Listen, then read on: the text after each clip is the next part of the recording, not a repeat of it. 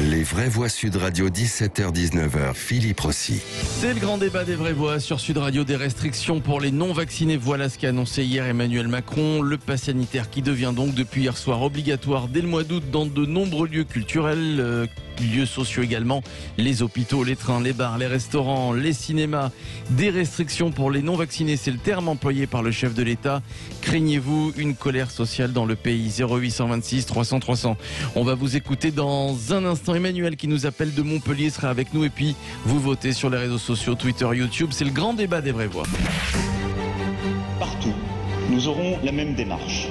Reconnaître le civisme et faire porter les restrictions sur les non-vaccinés plutôt que sur tous. Ouais, j'aurais dû penser à me faire vacciner avant. Le pass sanitaire s'appliquera dans les cafés, les restaurants, les centres commerciaux ainsi que dans les hôpitaux, les maisons de retraite, mais aussi dans les avions, trains et cars pour les longs trajets. Mais on devient fou. Là encore, seuls les vaccinés et les personnes testées négatives pourront accéder à ces lieux.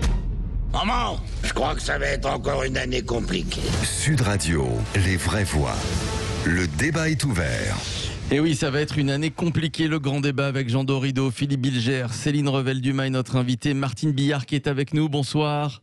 Bonsoir. Bonsoir à vous, Madame Billard, oratrice nationale de la France Insoumise. Alors ça y est, c'est acté, hein. On en a parlé de la vaccination obligatoire des soignants, mais cette fois, eh bien, ce sont des restrictions pour les non-vaccinés. Et il l'a assumé hier, le chef de l'État.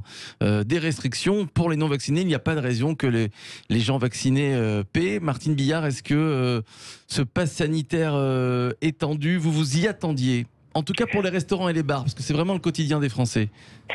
Ce qu'on remarque quand même, c'est la capacité de Macron de toujours diviser les Français. Il dresse les jeunes contre les vieux, les salariés du privé contre les salariés du public, les travailleurs contre les chômeurs. C'est tout le temps ça. Alors maintenant, c'est la nouvelle division. C'est les vaccinés contre les non-vaccinés. Bon, et le pass vaccinal. Alors en plus, ce qui me stupéfait, c'est la capacité d'inventer des mesures qui sont quasiment inapplicables. Parce que, par exemple, le pass sanitaire dans les transports, on nous dit donc dans les longs trajets de train. On a fermé peu à peu beaucoup de gares en France. Donc vous montez dans le train, il n'y a personne, la gare est fermée, il n'y a personne, et dans le train il n'y a pas toujours du personnel. Et donc c'est absurde. Bon, déjà c'est absurde. Et en plus de toute façon, puisqu'on est obligé de porter le masque, et je suis pour, honnêtement, personnellement je suis vacciné, je suis pour la vaccination, j'ai aucun problème avec ça. Mais ce qui je trouve invraisemblable, c'est le mépris, 2, la brutalité, et 3, le fait d'inventer des mesures qu'ensuite on ne peut pas appliquer. Donc c'est vrai que c'est un objectif. C'est de faire oublier quand même toute l'autre partie de son intervention qui est sur la réforme du... Oui, ça c'est vrai. C'est quand même ça qui est très important. C'est-à-dire que la réforme de l'indemnisation chômage s'applique, et contrairement à ce qu'a dit Macron, c'est pas vrai. On ne gagne jamais plus en étant au chômage que qu'en travaillant. C'est totalement faux. Ça fait des décennies que la droite dans ce pays répète ça. À chaque fois, il y a des démonstrations comme quoi c'est faux. Il continue. Bon. Et puis, c'est la réforme des retraites. Pareil, toujours avec les mêmes arguments de la droite. Donc, on est vraiment dans un gouvernement libéral violent en France. Bon, c'est un peu le cas d'ailleurs, un peu sur toute la planète maintenant. Bon, et qui utilise à un moment donné une réalité qui est cette pandémie, pour faire passer des mesures qu'en fait il aurait fait passer avec ou sans pandémie. Mais voilà. Donc, alors, faut-il craindre une colère sociale? Moi, je dirais que ce serait bien qu'il y ait une colère sociale, je ne le crains pas. Il ne faut pas qu'elle se trompe de raison ni d'adversaire. L'adversaire, c'est pas vacciné contre non-vaccinés. L'adversaire, c'est les politiques libérales de ce gouvernement. Le fait que les riches se sont encore plus enrichis et que les pauvres se sont encore appauvris. C'est ça qu'il faut mettre en avant. Bon. Et puis, regarde, juste une dernière chose, je viens de lire là. La ministre qui est chargée des personnes âgées, je ne vais pas retenir son nom, annonce qu'il va y avoir une consultation nationale pour changer le nom des EHPAD. Non, mais franchement, c'est d'un mépris, mais c'est scandaleux. On manque de personnel dans les EHPAD parce qu'ils ne mettent pas les moyens pour pouvoir embaucher. Les salaires sont très bas, les conditions de travail sont très dures. Le fait de ce qu'on doit payer pour aller dans une EHPAD est bien trop élevé pour le nombre de Français. Et ce qu'on nous propose, c'est de changer le nom. C'est vraiment, ça résume la politique du gouvernement que je trouve d'une violence compris. Les vraies voix vont vous répondre. Céline Revel-Dumas, Jean Dorido et Philippe Bilger. Allez-y, Philippe. Je distinguerai dans le discours du président hier la partie sanitaire et la partie politique. Sur la partie sanitaire, vous parlez de mépris. Pourrais-je savoir, et il n'y a aucune provocation dans ma question, qu'est-ce qu'aurait fait LFI dans la gestion de l'épidémie qui aurait été radicalement différent de ce qu'a fait Emmanuel Macron? D'abord, dès le début, c'est de proposer des masques pour toute la population et donc de se donner les moyens de les produire, parce que je veux dire, toute l'expérience hospitalière montre que quand vous avez un problème d'une maladie qui est une maladie respiratoire, le masque est une solution. Oui. Bon, donc déjà ça aurait été énorme. Ensuite, il y a des solutions sur des purificateurs d'air et tout dans les lieux fermés. Ça n'a jamais été mis en place, par exemple, dans tous les lieux d'enseignement, alors que ça aurait pu l'être. Donc il y avait plein de choses possibles. Oui. Mais pour freiner radicalement l'épidémie, parce que c'est ça en fait l'urgence, hein, c'est de freiner l'épidémie, d'essayer d'arriver à cette immunité collective. Et je suis pour la vaccination. Mais si vous voulez, c'est les méthodes qui sont inadmissibles.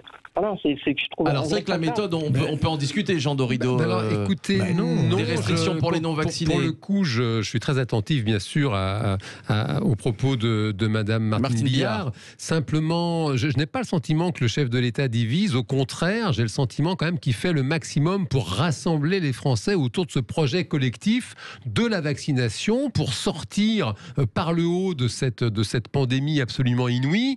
Il aurait pu être extrêmement brutal, justement, en instaurant une vaccination obligatoire. C'est pas le cas. Il y a eu une longue période de pédagogie, de réflexion, une prise en charge quand même sensationnelle, quand même, ces tests payés par la collectivité. On dit c'est gratuit. Rien n'est gratuit sur cette terre. Les tests sont pris en charge par nos cotisations communes, par la collectivité. C'est-à-dire qu'il n'y a absolument aucune différenciation sociale. Et Dieu merci, d'ailleurs, c'est l'honneur de la France sur ces sujets de pandémie. C'est-à-dire que les tests sont offerts pour tout le monde, on prend l'argent de la caisse commune. La vaccination, on prend l'argent dans la caisse commune aussi. C'est quand même, vous vous rendez compte, en France, il y a des pays qui rêveraient d'être vaccinés. En France, on dit, écoutez, monsieur, madame, peu importe si vous avez cotisé ou pas, vous êtes bienvenus, on vous vaccine. Donc c'est quand même l'honneur de la France et il me semble que Martine Billard pourrait le saluer. Mais attendez, que ce soit pris en charge, c'est très bien. Mais d'abord, ça ne va plus l'être, ce qui est une absurdité au niveau de la santé publique, parce que je vous ai dit... Pour les loisirs, les restaurants, c'est des tests de confort. Si on voulait des livres sur ordonnance, c'est gratuit, évidemment. Oui, alors, sauf que, d'abord, les tests antigéniques ne seront plus pris en charge. Ça a été dit ce matin. Ça a été précisé ce matin. Bon, deuxièmement, effectivement, les tests PCR sur ordonnance. Donc ça veut dire aller chez le médecin, payer la visite. Mais ça veut dire se faire vacciner surtout, Madame Billard. Pardon. Attendez, je vous ai dit que j'étais pour la vaccination. Donc moi, ce que je vous dis, c'est sur les méthodes que j'accepte pas. Parce que en fait, ce que vous n'acceptez pas, c'est obliger les Français à se faire vacciner indirectement. C'est ça, en fait. Oui, parce qu'en plus, regardez, on le sait, on est vacciné, mais on peut quand même attraper la Covid.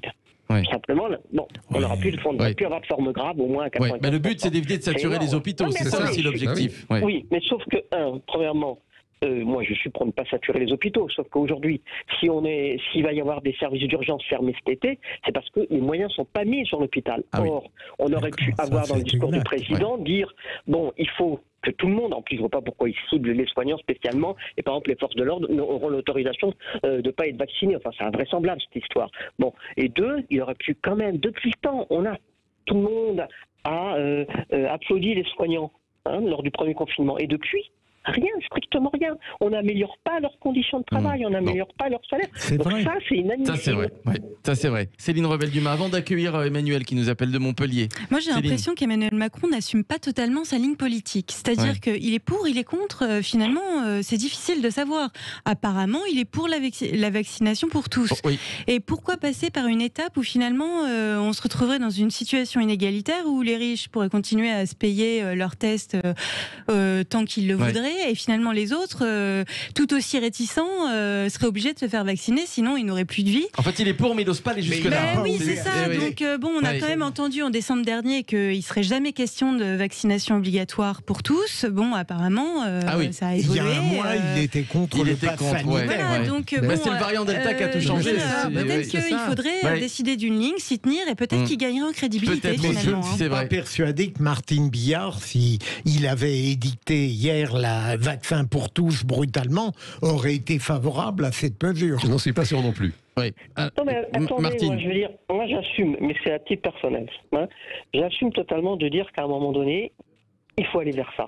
Ouais. Bon, il y a d'autres vaccinations obligatoires. Hein. Bien sûr. Oui, Moi, je suis d'une pour les bébés. génération qui a connu la polio. J'ai des souvenirs de camarades d'école qui avaient été victimes de la polio. Oui. J'ai connu la tuberculose. J'ai moi-même été infecté à l'époque. Donc, vous voyez, je n'ai pas d'obstacle à la vaccination. Mais si vous voulez convaincre les gens pour ça, d'abord, vous pouvez dire, écoutez, il faut qu'on y passe. Donc, l'objectif, c'est par exemple en octobre, s'il y a pas assez de gens vaccinés, ça dépend des taux atteints, hein. Si on y arrive par la conviction, c'est quand même nettement mieux. On pourra à ce moment-là dire qu'il faudra le rendre obligatoire. Mais là, dire au 21 juillet, vous avez des passes sanitaires, qui vont rendre la vie d'un compliqué invraisemblable. Et je veux dire, par exemple, passe sanitaire dans les centres commerciaux, alors qu'on y va avec le masque obligatoire. Ouais. Donc c'est pas Il y a sérieux. aussi quelques incohérences. Emmanuel est avec nous, Emmanuel de Montpellier, bonsoir.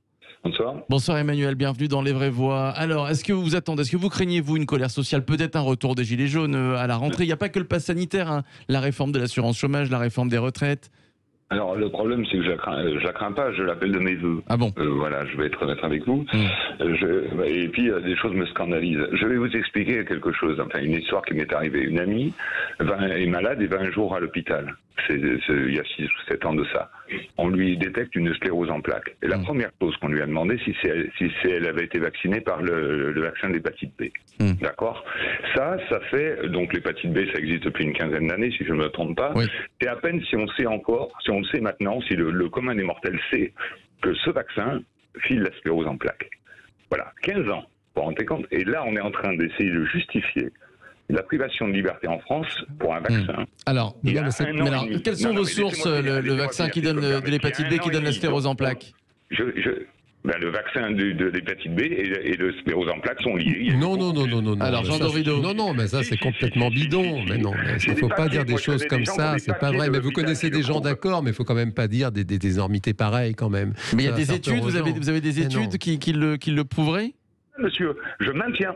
Les soignants, d'ailleurs, on parlait des vaccins obligatoires sur les soignants doivent se faire vacciner contre l'hépatite B. Donc, s'il y avait des risques, ça se saurait. Non, mais le problème, c'est qu'en médecine, la cause à effet est extrêmement difficile à démontrer. Ça, c'est vrai aussi. C'est tout le problème. Après, il y a des statistiques aussi. On fait des études comparatives avec des groupes contrôle. Donc, non, il n'y a aucun rapport de cause à effet. Il ne faut quand même pas dire des choses comme ça. Non. Bon. Merci à vous, Martine Billard. Évidemment, alors on va passer un été compliqué. Vous avez raison. Il y a 2 dates butoirs, le 21 juillet, début août, les passes sanitaires dans le train, dans les restaurants, dans les bars. Évidemment, on a appris aujourd'hui qu'un effort serait fait, une petite tolérance pour les mineurs, heureusement, j'ai envie de dire. Et alors les restaurants qui ont demandé que ce pass sanitaire soit repoussé parce que c'est extrêmement compliqué à organiser, ça vient d'être refusé par le gouvernement. Donc voilà, il faudra bien un pass sanitaire obligatoire pour accéder aux bars et aux restaurants début août. Merci à vous. Martine Billard, on va se retrouver oratrice nationale de la France Insoumise. Merci Martine Billard.